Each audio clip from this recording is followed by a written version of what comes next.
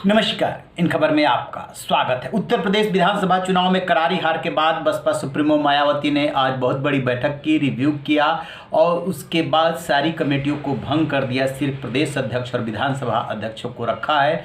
अब सबसे बड़ा फैसला ये किया है कि नेशनल कोऑर्डिनेटर अपने भतीजे आकाश आनंद को बनाया है और प्रदेश के 3 प्रभारी बनाए हैं, राजकुमार गौतम, विजय प्रताप और मुनकाद अली। ये तीनों अब आकाश आनंद को रिपोर्ट करेंगे। जो नीतिगत बात की है वो ये कि फिर से बीएसपी को मजबूती के साथ खड़ा करना है। जो दलित और मुस्लिम वोट बैंक था, जिसकी बदौलत 2007 में अपने बूते पे सरकार बनी थी, उसको फिर से जोड़ने का लक्ष्य रखा है मायावती ने। दरअसल विधानसभा चुनाव में एक ही विधायक जीता था, बलिया के रसड़ा विधानसभा सीट से उमाशंकर सिंह। उसके बाद सवाल उठे थे कि क्या मायावती बीजेपी से मिल गई हैं, बीजेपी की बी टीम इनको कहा गया था और मायावती ने इसका अपने तरीके से जवाब भी दिया था, लेकिन बात उससे नहीं बनी। और ये बात होने लगी थी कि मायावती खुद ही जो है क्या बसपा को ख़त्म कर रही हैं, क्या करना चाहती है वही बता सकती हैं।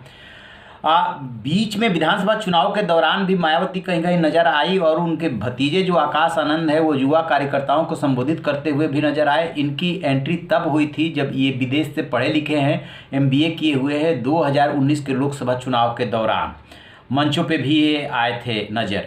तब ये अंदाज़ा लगाया गया था कि मायावती संभवतः इन्हीं को जो है उत्तराधिकारी बनाएंगे, लेकिन फिर से जो है वो पर्दे के पीछे चले गए, मतलब उतने एक्टिव नहीं रहे।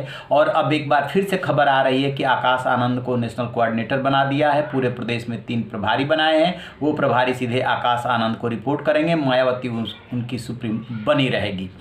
और दूसरा बड़ा कदम ये उठाया है कि जो शाह आलम उर्फ गुड्डू जमाली आजमगढ़ में बसपा का साथ छोड़ करके एआईएम के साथ चले गए थे और वहाँ पे चुनाव लड़े थे, तो एआईएम के सिर्फ इकलौते प्रत्याशी थे गुड्डू जमाली, जिनकी जमानत बची थी, वो लौट करके बसपा में आ गए हैं। और मायावती ने अखिलेश यादव ने जो आजमगढ़ की सीट खाली की है वहाँ पे अभी से उम्मीदवार गुड्डू जमाली को घोषित कर दिया है।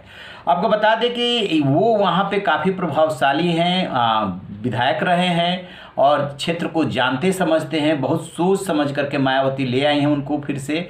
और उन्होंने जो टारगेट निर्धारित किया है वो ये कि किसी तरीके से फिर से दलित और मुस्लिमों को जोड़ना है। दोनों को मिला करके 41-42% के आसपास वोट बैंक होता है, 20% के आसपास मुस्लिम है, 21% के आसपास दलित है। दलित में खास तौर से जाटव इनका साथ देता रहा है। बीजेपी की जो नज़र है वो जाटव वोट बैंक पे ही है। उसी के मद्देनज़र बेबी रानी मौर्य और असीम अरुण को जो है मंत्री उसने बनाया है। तो ये लग रहा था कि जैसे मायावती ढीली पड़ रही है तो बीजेपी उस वोट बैंक को ऐसे कैप्चर करेगी। इस पे सुनिए एक रिपोर्ट कि मायावती की क्या है प्लानिंग। बसपा ने जो डिसीजन लिए है उसके मुताबिक अब रणनीतिक स्तर पे बदलाव करके दलित मुस्लिम गठजोड़ को नए सिरे से मजबूत किया जाएगा।